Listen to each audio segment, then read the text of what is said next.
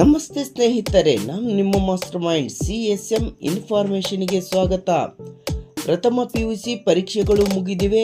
ಪ್ರಥಮ PUC ಫಲಿತಾಂಶ March ಕೊನೆ ವಾರದಲ್ಲಿ ಪ್ರಕಟವಾಗಲಿದೆ. ದ್ವಿತೀಯ PUC ಮತ್ತು ಪ್ರಥಮ PUC ದಾಖಲಾತಿ ಯಾವಾಗ ಪ್ರಾರಂಭವಾಗುತ್ತದೆ, ತರಗತಿಗಳು ಯಾವಾಗ ಪ್ರಾರಂಭವಾಗುತ್ತದೆ ಎಂಬುದಕ್ಕೆ ನಿರ್ದೇಶಕರ ಕಚೇರಿ ಶಾಲಾ ಶಿಕ್ಷಣ ಇಲಾಖೆ ಪದವಿ ಪೂರ್ವ 2025-26ನೇ ಸಾಲಿನ ಶೈಕ್ಷಣಿಕ ಅವಧಿಯ ವೇಳಾಪಟ್ಟಿ ಬಿಡುಗಡೆ ಮಾಡಿದೆ. ದಾಖಲಾತಿ ಯಾವಾಗ, ತರಗತಿಗಳು ಯಾವಾಗ ಪ್ರಾರಂಭವಾಗುತ್ತದೆ ಎಂಬುದನ್ನು ನೋಡೋದಕ್ಕಿಂತ ಮೊದಲು ನಮ್ಮ ಚಾನಲನ್ನು ಲೈಕ್ ಮಾಡಿ, ಶೇರ್ ಮಾಡಿ, ಸಬ್ಸ್ಕ್ರೈಬ್ ಮಾಡಿ. ಮುಂದಿನ ವಿಡಿಯೋಗಳಿಗಾಗಿ ಬೆಲ್ ಐಕಾನನ್ನು ಒತ್ತಿ. 2025-26ನೇ ಸಾಲಿನ ಶೈಕ್ಷಣಿಕ ಅವಧಿಯನ್ನು 2 ಭಾಗಗಳಾಗಿ ಮಾಡಲಾಗಿದೆ.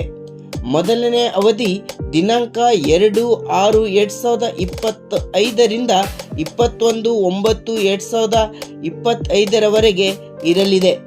ಎರಡನೇ ಅವಧಿ 8/10/2025ರಿಂದ 31/3/2026ರವರೆಗೆ ನಡೆಯಲಿದೆ. ಮಧ್ಯಂತರ ರಜೆ 22/9/2025ರಿಂದ 7/10/2025ರವರೆಗೆ ಇರಲಿದೆ.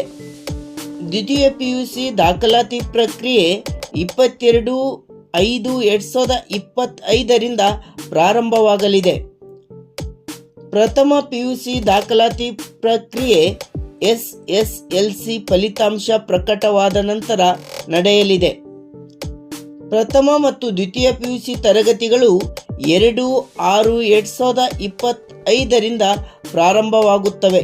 ಕೊನೆಯ ಕರ್ತವ್ಯ ನಿರತ ದಿನ 31/3/2026. ಬೇಸಿಗೆ ರಜೆ ಪ್ರಾರಂಭ 1/4/2026ರಿಂದ ಪ್ರಾರಂಭವಾಗಲಿದೆ. ದಾಖಲಾತಿ ವೇಳಾಪಟ್ಟಿಯನ್ನು ನೋಡುವುದಾದರೆ, ದಂಡ ಶುಲ್ಕವಿಲ್ಲದೆ 22/5/2025ರಿಂದ 14/6/2025ರವರೆಗೆ. ವಿಳಂಬ ದಾಖಲಾತಿ ಶುಲ್ಕ ₹670 ಸೇರಿದಂತೆ 16/6/2025ರಿಂದ 21/6/2025ರವರೆಗೆ.